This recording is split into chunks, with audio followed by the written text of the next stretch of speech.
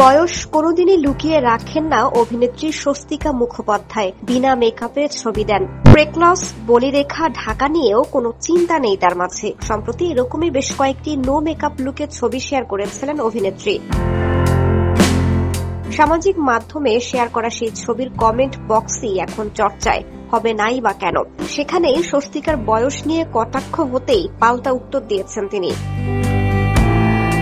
সামাজিক যোগাযোগ মাধ্যমে বেশ কিছু ছবি শেয়ার করেছেন স্বস্তিকা। কপালে টিপ, নাকের নথ আর বাড়তি পাওনা মিষ্টি হাসি। ক্যাপশনে অভিনেত্রী লেখেন, বলুন তো আমি কোন দিকে? সেই পোস্টের কমেন্ট বক্সে এক নেটিজেন লেখেন, তুমি বুড়ি হওয়ার দিকে। স্বস্তিকাও ছাড়বার পাত্রী নন। পাল্টা উত্তরে তিনি লেখেন, আপনি কোন দিকে? আবার জন্ম নেবেন নাকি? বলদের মতো কথাবার্তা না বললেই নয়। এখানেই শেষ নয়। আর একজন তার উদ্দেশ্যে লেখেন, আপনার বয়স তো বেশি না শুনেছি, এত তাড়াতাড়ি বুড়িয়ে যাচ্ছেন কেন? কিছু করুন।